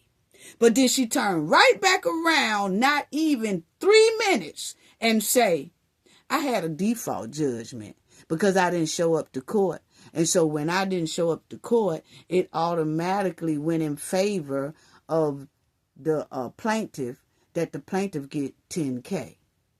Which one is it? But she just 3 minutes ago lied on the higher power and said the fake news said she owed 10K, and that wasn't true. What? Okay. Proceed. We didn't have our day in court as it relates to get to argue our defense or anything like that. They just gave it to that individual. So then the fake news, the people that's obsessed with me, like I play my song, like so obsessed with me, that part, right? The fake news go and take that and report, Tiffany Henyard got a $10,000 judgment on her. He used the word default judgment, right? He just saying, she got a $10,000 judgment. No. It only happened because we did show up to court, which we had a family emergency, and we didn't come to Illinois because we do not live. Now you see how Tiffany slipped that excuse in there? We didn't show up to court because we had a family emergency. Really? Okay, continue. In Illinois, I keep telling y'all that. We live in Georgia. So when they put that out, my lawyer went and basically filed papers 2 days after that. And guess what? Fake news didn't tell y'all that neither, did he? No. So after 2 days after that, it came up, they gave us a court date. The judge heard the case, and they vacated the judgment. What are you doing? That's what I'm talking about, God. God is on my side. I told you, don't play with me. That's right. God's on my side. No, don't you play with the high power. At the end of the day, you know, all these lies and all this fake news and all this propaganda, all this stuff that y'all keep hearing, I keep telling y'all, stop believing the hype. As Malcolm X said, what'd he say? The media is the strongest entity, I'll say, that can make a guilty person look innocent and an innocent person look guilty. Don't y'all know that? I need y'all to always pay attention, but y'all don't pay attention to facts. And that's normally how it works. So with that being said, keep going. Oh, yeah, we're going to show everybody some facts. We always show everybody the facts over here on Cafe Knowledge. And the fact is, you are embedded in criminal behavior and you are a pathological liar. That's the facts. Yes, yes, yes. And we're going to continue to ride your bumper. That's the facts. Yes, yes. See, the devil don't like for people to expose him.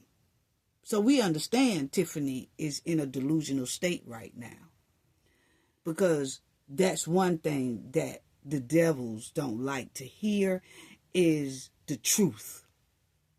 Yeah. The truth is like son to Dracula.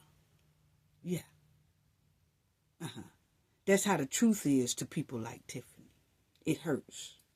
So she has to always come up and act like the people who are really telling the truth are the ones who are the liars. Wow. Wow. Keep pushing. God is vindicating me right now, today, and every other day in front of the people. And that's what I love about this. You have to go through the process. But in the process, it makes you strong. It makes you wise. It makes you say, man, just how many people are actually dealing with something similar to what I'm dealing with. And that's why y'all see me keep fighting, because I want to be the strength. I want to be the encouragement for others to uplift, to inspire, and to give them motivation to say, never fears that everything was a success. People, don't y'all be like this hen here. We finna stop that. Hey, and we don't even want to hear no more. Don't y'all be like this hen here. This hen is full of trouble, full of criminal behavior, full of lies, life in shambles. Rather, she think she's walking in paradise. Her life is in shambles. You can look at her on the screen and tell that she look homeless, if you ask me. Yes, yes. Tiffany was in this here courthouse parking lot looking like a straight homeless hen. Yeah, looking straight rough. Look at this, straight rough. Did she sleep in the car in the parking lot the night before? That's what this here is giving on the screen. It's giving that she slept in the parking lot, in the back seat. That's what it's giving. That's what this look is giving right here. Yes, yes. What? Now, let's talk about Tiffany and her boyfriend. Yes, let's talk about it. Let's talk about Tiffany and her boyfriend. Look, Kamal went here to this here courthouse, thought he was sharp. If he didn't look like, he thought he was snazzy, family. If he didn't look like he thought he was super fly, I don't know what is. Wrong answer. Wrong, just unfashionable everywhere. He tried to look spiffy, and then the hen looked like she was homeless. What's really going on here? What's really going on? But anyway, we're going to get back to that. Let's talk about this here brawl that Tiffany had. Yes. See, Tiffany and her boyfriend started a big old powwow, fight, brawl, all that up in a township meeting that she had. She's sitting on the board at Thornton Township as the supervisor. And then when it comes time for the community to talk, somebody went up there and called her a B word, okay? The female dog word, okay? And then all brawl broke out, okay? Now, instead of Tiffany being professional and her boyfriend right there on the screen being professional, they just decided to take matters in their own hands by throwing blows towards the Illinois residents inside of that meeting. Yes, straight ghetto. Tiffany and her boyfriend and they goons was at this Thornton Township meeting throwing blows. Yes, because the meeting agenda had that Tiffany's boyfriend, Kamal, the trustees had voted to fire him off the Thornton Township employee list because he claimed Tiffany was paying him $100,000 a year to do nothing. It had down there that he's supposed to have been he was the leader of the youth program when it wasn't no youth program to be found. So he was making $100,000 a year for a program that didn't even exist. So when the trustees voted to fire him on this day at this township meeting, they had it on the agenda to fire him. And they did fire him, though, with pay, which was kind of odd to me, but they fired him with pay. So actually, he was still going to get that salary, okay? But the thing is, Tiffany and her boyfriend, Kamal, did not like the fact that the trustees even had the nerve to fire him. So they came up in there ready to throw blows with the residents and whoever else they was targeting. Yes, that's how they do. Check it out. I'm going to let y'all listen to it because a lot of it is, that brawl. Like I ain't going to show that on YouTube. No, I'm not. But as y'all will see, it says, an embarrassed Illinois mayor was involved in a brawl. Yes, it was all over the place. Huge brawl involving Tiffany Henyard erupts at Thornton Township board meeting. Thornton Township meeting ends in a brawl, and it was a mess, family.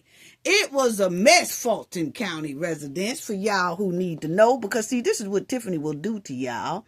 When y'all get up there and speak, if she makes it on that board of commissioner seat, and if y'all get up there and y'all start doing y'all talking during the community time to talk, and you say something she don't like, her and her boyfriend gonna try to brawl with you. Y'all see it right there. A brawl between critics and allies of South Suburb politician Tiffany Henyard that broke out.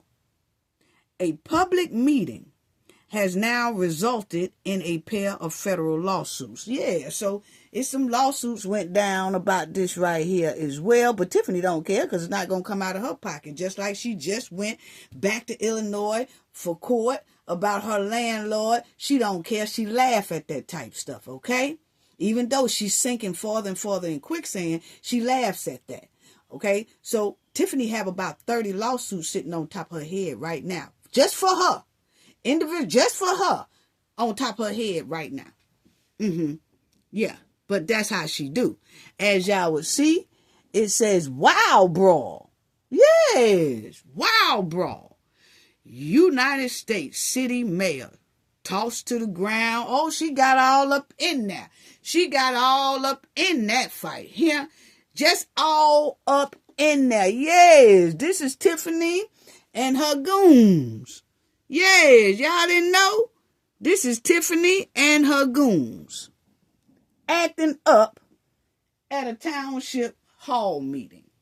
Yes, this one of her goons here up on the table, kicking, stomping the flat TV. That flat TV was just busted to pieces.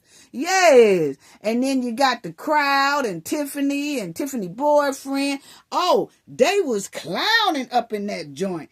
Check out the news report, what they said. Like I said, I'm not showing the brawl thing that went down, but just check it out. Because, see, this is what Fulton County is facing right here. To a new low after a fight breaks out during a meeting. Now, it appears that fists began to fly. Yeah. Supporters of Township Supervisor Tiffany Henyard confronted a critic of hers,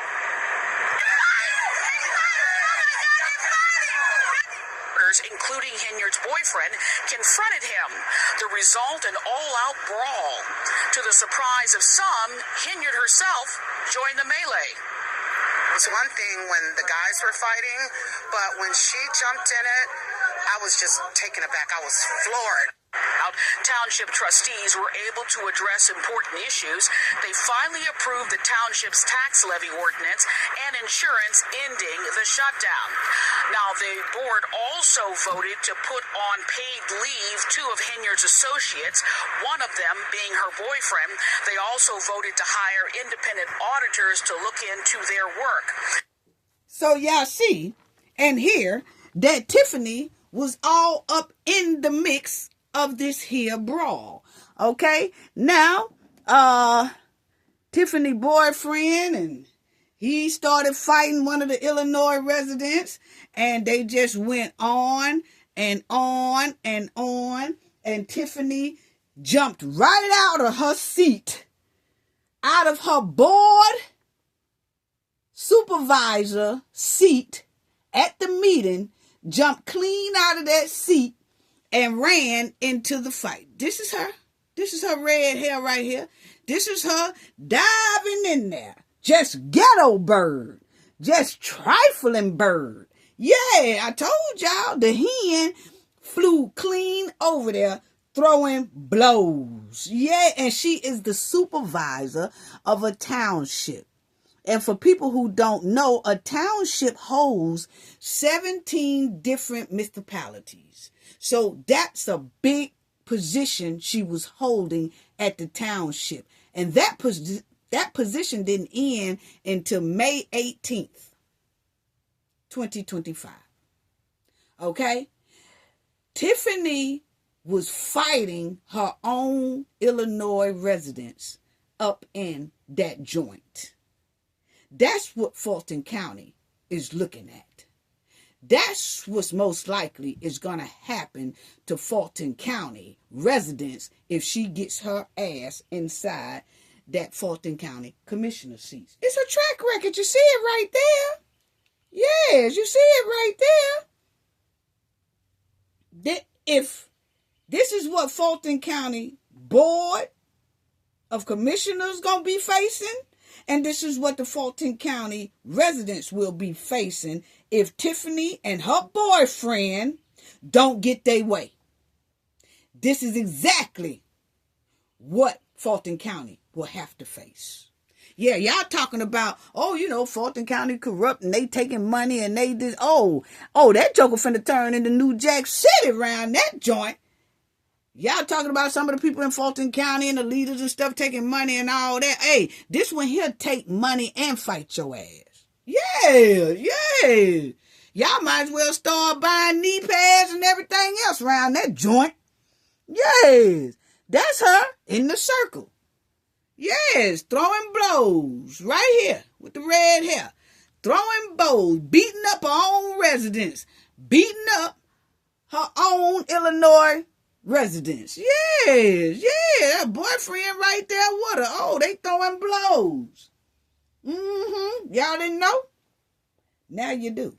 Yeah, I'm talking about straight ghetto bird. And I'm going to tell you right now, if Fulton County, if y'all got any TVs around that joint, y'all better put them up. If she make it on that board, y'all better put up all y'all TV equipment. Y'all better put up your microphone. Y'all better put up all your valuable equipment, okay? Because y'all will have to move it. If you don't remove it, Tiffany and her boyfriend going to tear that shit up. I'm telling you right now. Play with it if you want to. Okay? Yeah, they're going to tear it up. Yeah. If she don't get her way, or if y'all try to stop her from spending y'all millions, or if y'all fire her boyfriend, because she most likely going to put him somewhere in the mix once she get that Fulton County Board of Commissioner. She going to hire him somewhere. If she don't do nothing but say that's her bodyguard, she going to put his ass on the payroll. And once y'all try to stop her from digging in y'all bag, or if y'all say something she don't like, or if she don't get her way, this right here is what y'all going to be looking at. Yeah, y'all going to be facing that. Yeah. Check it out. They just acting a straight donkey up in there. Yes. Just a bunch of poor hustlers. Look at this. Yeah, there go Tiffany right there, running dead up in there. Running dead up in there. See, this is what I'm talking about, that when Tiffany and Kamal was at the Fulton County Board of Election registration hearing, and Kamal was standing up there with his arms folded, trying to show his tattoos. See, you notice he put on short sleeves. He put on short sleeves for that hearing. He wanted to intimidate all the women on that board because it was about 5 women sitting on the side on the board, including Nadine. Okay, and then in the front, you had, Miss Adams and all them sitting there. So you only had one man basically on the board that was there. Okay? So Kamal did that intentionally to intimidate all the women who was on that Fulton County Board of Election hearing. Okay? He walked in there to intimidate. And as y'all see on the screen, this how they normally operate if they don't like what you say. See, this is what we're talking about, how Tiffany was running Dalton Village and the Thornton Township like New Jack City. This is what they did. This is what they do. This is how they intimidate. This is how they bully. Yeah. Because see, somebody calling you a B word, hell, why take offense to it? That's how you've been treating the people anyway, like you a B.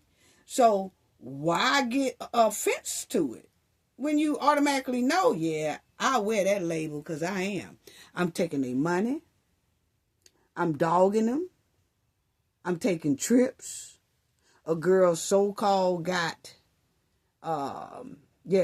SAE on one of my trips, and, they missing about $8 million, and I've been going in and out of the bank, cashing checks, over 250 checks and all that stuff like that. So when somebody called me a B, why should I get offended? I done did everything a B does. But anyway, Fulton County and family, this is what they do. This is what they do. Yeah. This is what they do. Yeah. Yeah, that's her. That's her. Right up in the mix. And this was her sitting there at first. She was sitting there. You see the look on her face. She was plump mad at the beginning because she seen it on the agenda that her boyfriend was getting ready to be fired. So she already came up in there with an attitude. They had already about planned this right here because Kamal had on knee pads for what? He walked in there with knee pads on for what? Soon as the brawl broke out and he walked up, he had on knee pads. Why you got on knee pads? You must have been planning this, G. Yeah.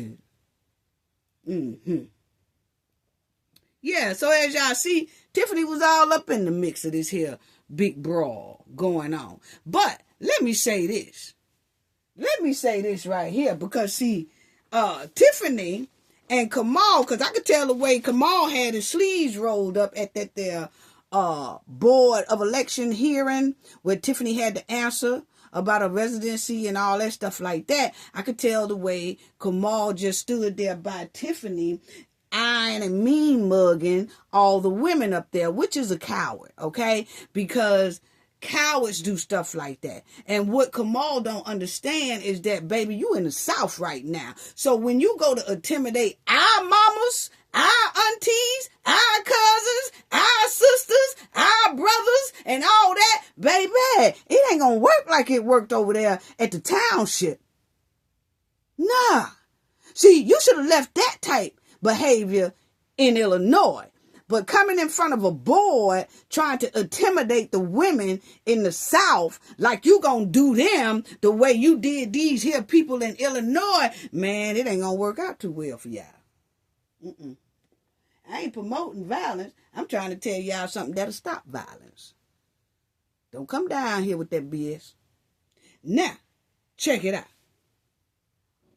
You can put a skunk meat in a soup and all that, but it still ain't gonna work out for you. You still gonna stink regardless. Now, I'm gonna tell Tiffany and Kamal this right here. Don't y'all try to jump our residents down here in the South like y'all did y'all residents up there in Illinois. It's not going to turn out right for y'all, okay? Y'all not rooted here.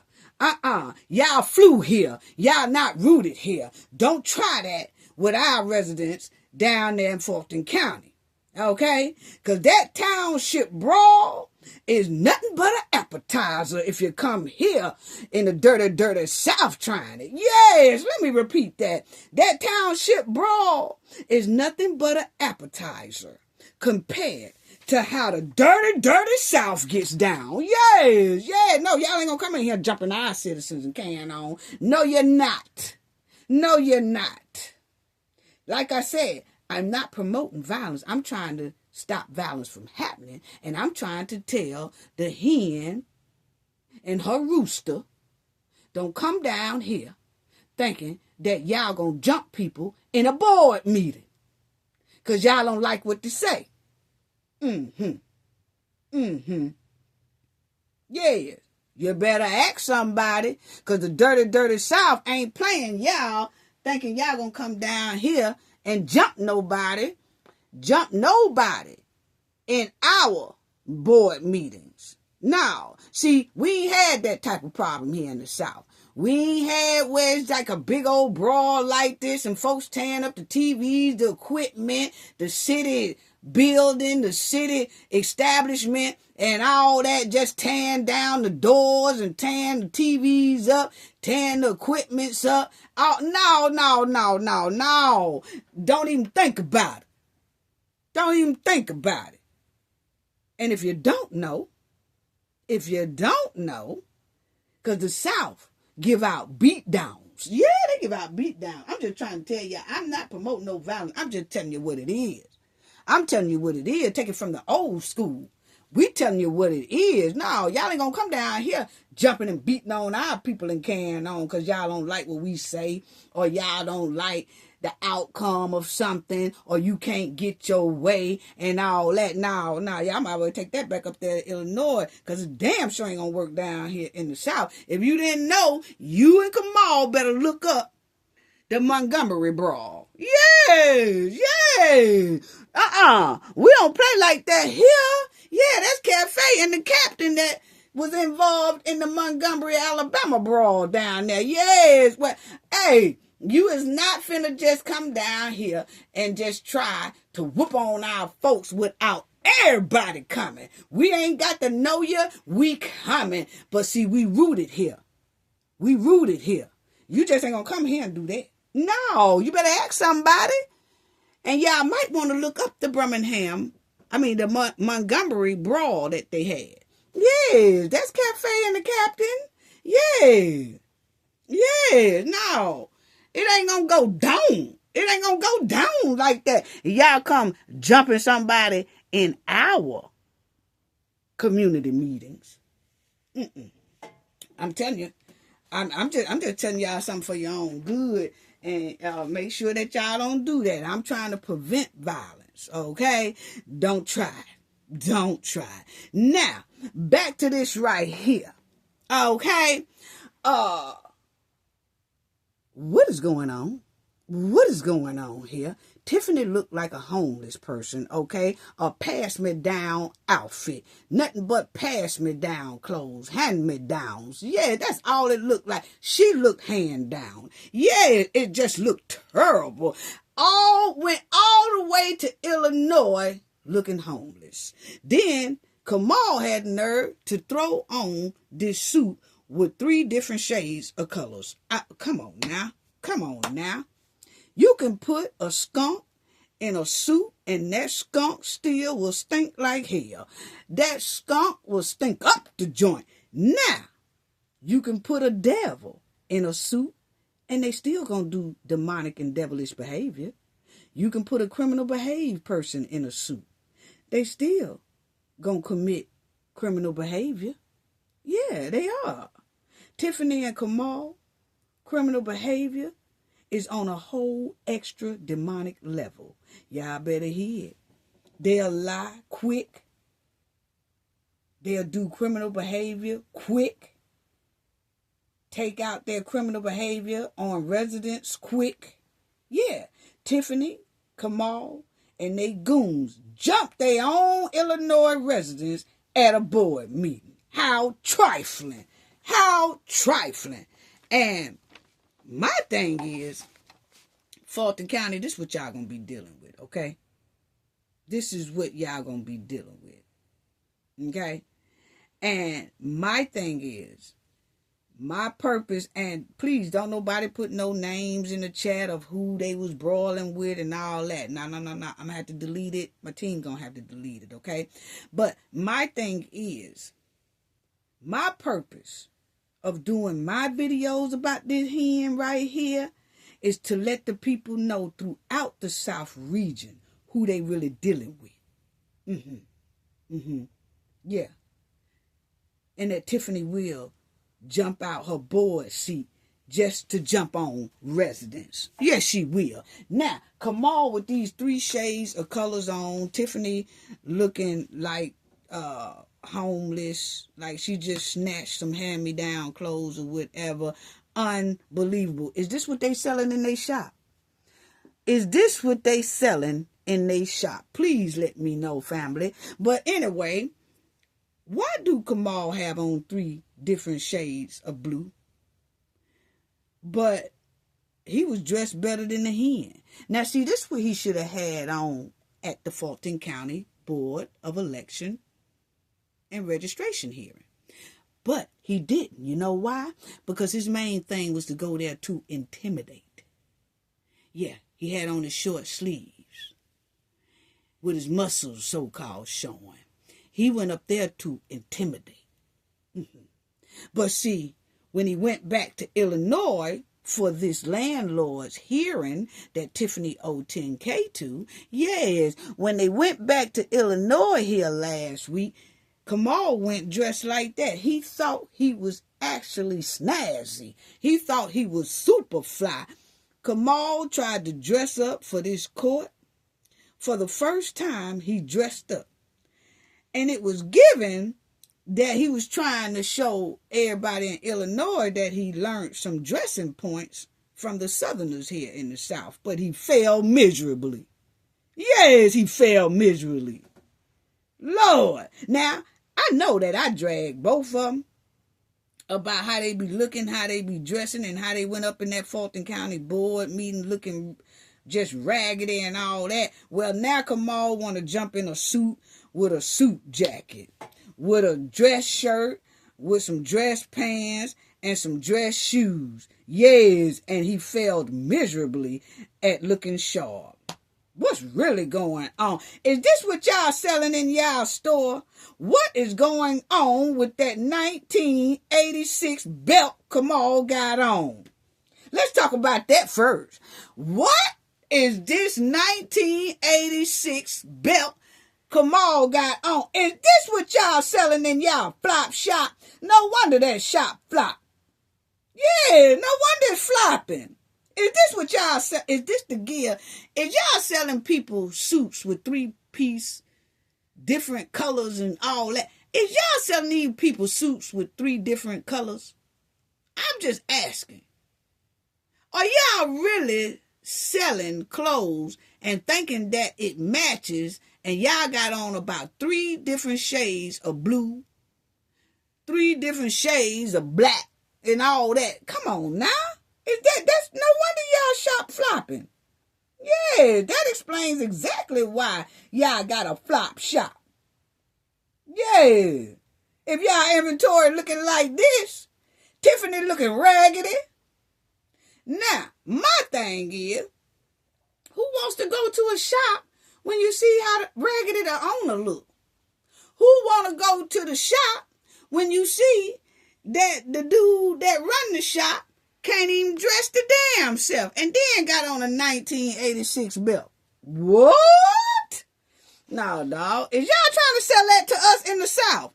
Is y'all trying to sell this get up to us in the South? Look how y'all looking and dressing. Y'all appearance is screaming flop. Tiffany was too sorry to put grease in her head. She was too sorry to put all sheen on that trifling lace front. Come on now. These city slicksters want to come down here in the South and sell us these 1990 clothes they got on. Or these hand-me-down clothes they got on. No, dog, we good. We don't, And now I see why y'all stores are flop. Because, see, Kamal sharper than a dull blade.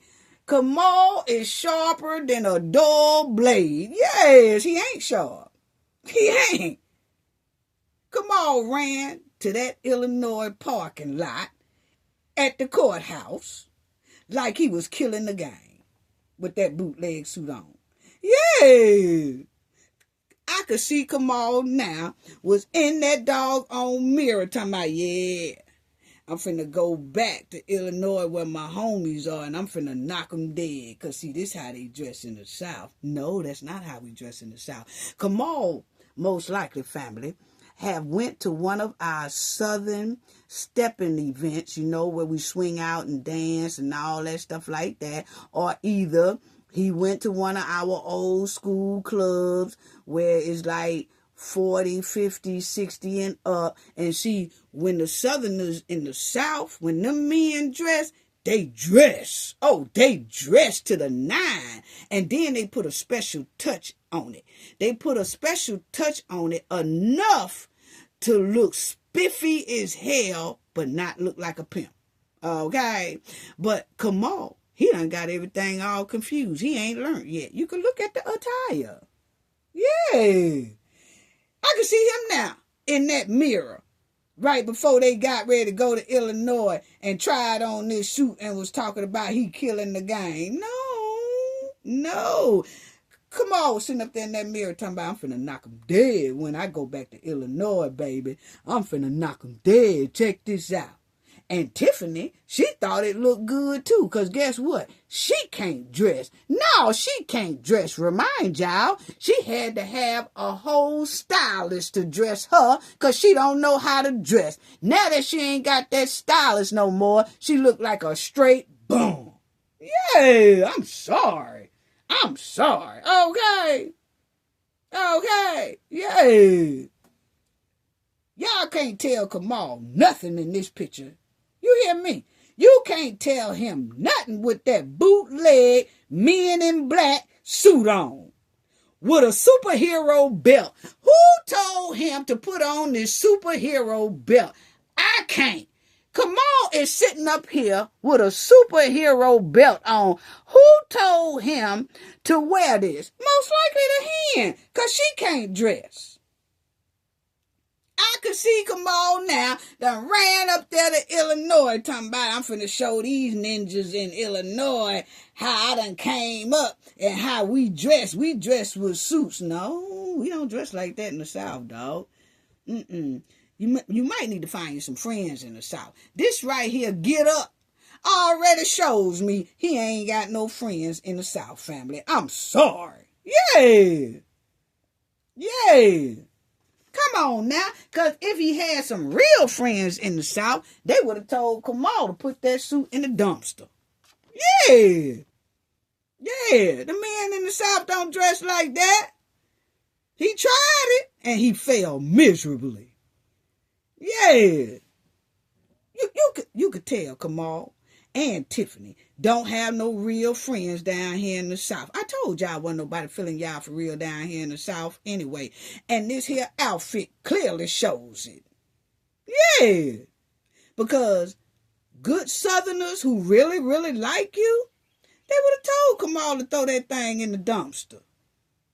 Yeah. And throw a match to it too. Yeah. They would have told him, hey, dog, them 3 shades of blue you got on, they ain't hitting. That is not hitting. Hey, dude, come on down here with me and I'll take you, because obviously y'all store ain't got what you need. That's why this store a flop store. Let me take you on down here and show you how to really dress for a courtroom. And I promise you, We ain't buying no superhero belt either. Yeah, they ain't got no friends, family. It says it all right there on the screen. Yeah, with that duck-ass suit on. I'm telling you. Now, family, they went all the way to Illinois with this duck-ass suit on, okay? And Tiffany had a dry lace front. Now, if they had real Southern friends, they would have told her, hey, now, let me give y'all a little makeover, because this ain't hitting. You know, this ain't hitting right here at all. They would have gave Tiffany a lace front with some moisturizer. Yes, they would have gave her a bottle of moisturizer to put on that lace front with them fake-ass baby hairs she got in her head. Yeah. See, this is the type of belt that he should have had on. See, us Southerners down here, we are not wearing these superhero belts, okay? Our men ain't wearing that down here in the South. I'm sorry. That old name stuff, old initial, that went out with the bump. Why y'all got that right there on? Anyway, family. See, us down here in the South, we got boots on the ground. We had the cowgirl look, okay? With the belts to them. So if you want to get a belt with the initial on it, make it kind of look like the cowboy style, okay? Cowgirl style, okay? And dress up a little bit spiffier. But I ain't finna tell these here jokers how to dress, family, because I don't feel them. I don't like them. I ain't in for it like that, okay? I'm here to ride bumpers, okay? But I did at least want to put up something to show people that I do know what I'm talking about, okay? Because that superhero belt that Kamal got on is just straight trifling. I'm sorry, just straight trifling. He done came down here and tried to mix the South with the Northern look, and that ain't gonna work. That might work right there in Illinois. That shit right there he got on is not working in the South. No, we'll laugh you clean out the club with that on. Yeah, damn, boy. You couldn't find not one shirt to match that jacket. Damn, boy, you couldn't find not one set of pants to match the shirt. Damn, boy, why you got on them black shoes like that? Why is you wearing that superhero belt on? And then you put on the men in black shades like you was killing the game. Unfashionable. Yes, unfashionable. Kamal went to Illinois looking like a gigolo on a low budget. Y'all didn't hear me. Kamal went to Illinois thinking he was a gigolo on a low budget. Come on now. I'm done. And the sad part is, he can't even count on his own hen to give him no dressing advice because she always dressed with a damn stylist. So she don't even know how to dress her damn self. That's a sad combination right there. Yeah. Boy, Lord. Family, these two went all the way to Illinois, acting like they had Southern swag, and they just stunk up the joint. They both get a F minus for trying to portray a Southern dress code. Y'all get an F minus. Yeah, what y'all need is some handcuffs for all these lies and criminal behavior and all that stuff y'all doing around this here camp. Yeah, these two right here, straight trifling, and then came down here and thought they were going to stick their hands in our money, and it's not going to work like that. No. And then Tiffany got a nerve to jump on her social media and try to play in our face. So since you want to play in our face, we will tell you how we feel in yours. And I just did. I'm done. Anyway, family, y'all have a wonderful day. And I do want to give a shout out. I want to give a shout out to the people who donated in our last video. BS Troll Leisha, thank you so much for your generous donation. Your donation is greatly appreciated, and thank you for sponsoring our last show. It's so greatly appreciated. Kenneth Dawkins, Thank you so much for your generosity. Your donation is so greatly appreciated. And thank you as well for sponsoring our last show. Thank you. G. Portis, thank you so much for your donation. Thank you for your generosity, and thank you for also sponsoring our last video as well. Mildred Lightfoot, salute. Thank you so much for your generous donation. Thank you so much as well for sponsoring our last video. It is so greatly appreciated. So, B.S. Trollisha, Kenneth Dawkins, G. Portez, Mildred Lightfoot, thank you all. Thank you for your generous donation, generous support, and helping to support our last video as well, and sponsoring our last video as well. Thank you so much. It's so greatly appreciated. And I want to send loves and hugs to the Knowledge family. Send loves and hugs to the comment section, to the replay gang. Sending loves and hugs to you all. It is so greatly appreciated. And thank you all so much for your awesome support. Thank you to our moderator, Kendall R. Just thank you so much to everyone, to our viewers as well.